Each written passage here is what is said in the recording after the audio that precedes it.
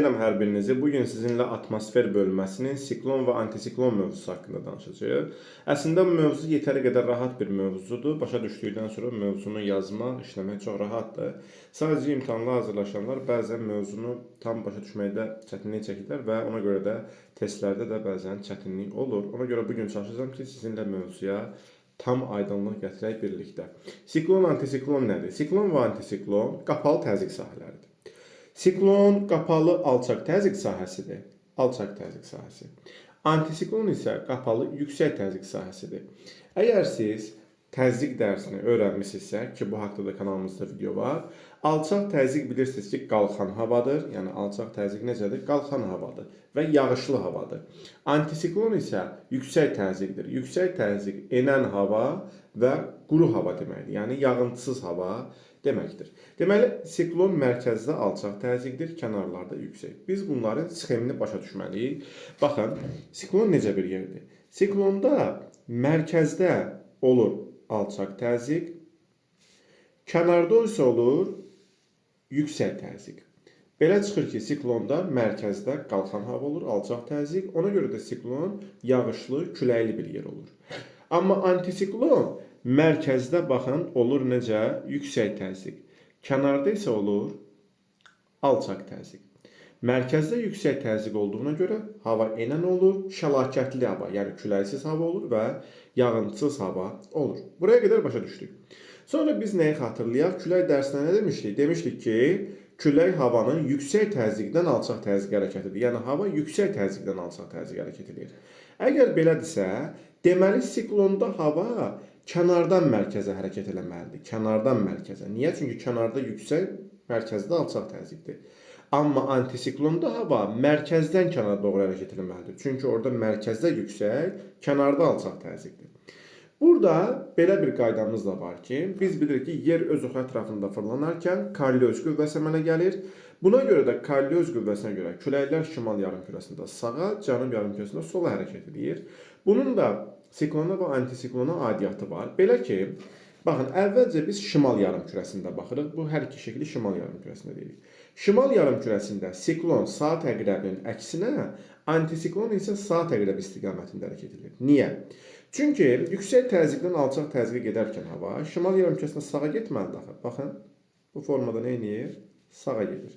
Və bu oxlara siz fikir verin, kənardan mərkəzə gəlir, amma saat əqrəbinin əksinə doğru fırlanır.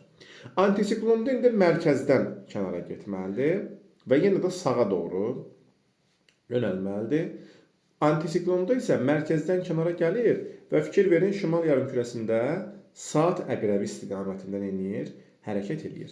İndi isə siklon və antisiklona cənub yarımkürəsində nəzər yetirək. Cənub yarımkürəsində yenə eyni ilə siklonda mərkəzdə alçaq təzyiq, kənarda isə yüksək təzyiq olacaq. Antisiklonda isə yenə də eyni ilə cənub yarımkürəsində də mərkəzdə yüksək təzyiq, kənarda isə alçaq təzyiq olacaq. Yəni bu dəyişməzdir. İstər şimal, istərsə də cənub yarımkürəsində. Dəyişən nədir? Küləyin istiqamətidir. Belə ki, artıq bu dəfə siklon saat əqrəbi istiqamətində hərəkət edəcək. Baxın, siklon nə cür hərəkət edəcək? Saat əqrəbi istiqamətində. Bu formada hərəkət edəcək. Amma antisiklon artıq bu dəfə saat əqrəbinin əksinə hərəkət edəcək. Baxın, bu dəfə antisiklon saat əqrəbinin əksinə doğru hərəkət edəcək. Çünki artıq bu sola tərəf yönəlir axı. Deməli, yoldaşlar, biz belə başa düşdük ki, siklon şimal yarımkürəsində saat əqrəbinin əksinə, cənub yarımkürəsində saat əqrəbi istiqamətində. Antisiklon isə şimal yarımkürəsində saat əqrəbi istiqamətində, cənubda saat əqrəbinin əksinə hərəkət edir. Yəni siklon və antisiklonun hərəkəti bir-birinə əksdir. Siklonda mərkəzdə alçaq, kənarda yüksək təzyiq, antisiklonda mərkəzdə yüksək, kənarda alçaq təzyiq. Həmişə nə deyirik? Yadda saxlamaq üçün. Antisiklonda şəlakətli havadır, yəni küləksiz. Siklonda fəlakətli havadır, yəni küləkli, yağışlı, buludlu havadır. Bundan başqa biz bilməliyik ki, siklonlar özü iki cür olur. Tropikdən kənar siklonlar var, bir də tropik siklonlar var. Tropik siklonlar daha güclü olur. Tropik siklonlarda daha güclü küləklər əsir, daha çox yağıntı, leysan baş verir. Tropik siklonlar harada baş verir? Xəritə üzərində bunu göstərim sizə. Tropik siklonların baş verdiyi ərazilərdə biz Şərqi Asiya, həmçinin Cənub-Şərqi Asiya və Avstraliyanın şimal-qərbi, şərq hissələri, Hindistan ərazilərini, Madaqaskar ərazisini, həmçinin Şimali Amerikada, xüsusilə Şimali Amerikada çox baş verir və burada biz Florida yarımadası, Yucatan yarımadası, Antil adaları, həmçinin bunun qərb hissəsində Kaliforniya yarımadası ərazilərini nümunə kimi göstərə bilərik. Buralar tropik siklonların daha güclü baş verdiyi yerlərdir. Tropik siklonlar Şərqi Asiyada tayfun adlanır, Avstraliyada vil adlanır.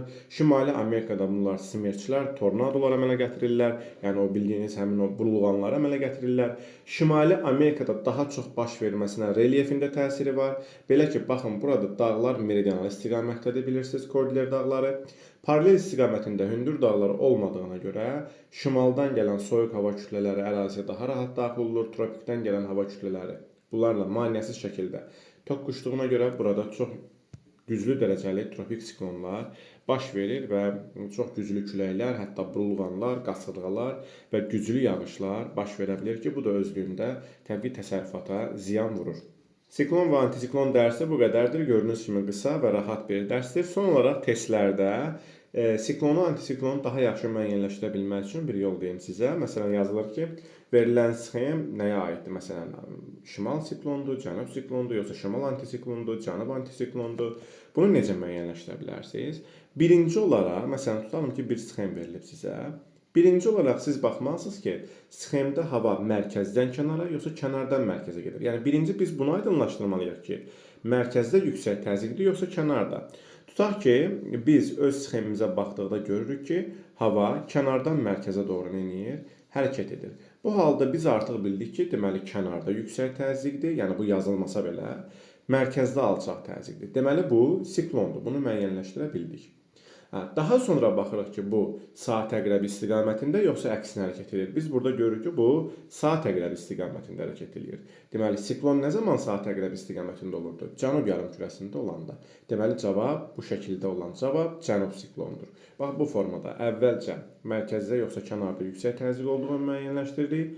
Daha sonra hərəkət istiqamətinə baxırıq və beləcə bunun hansı siklon və ya hansı antisiklon olduğunu tapa bilirik.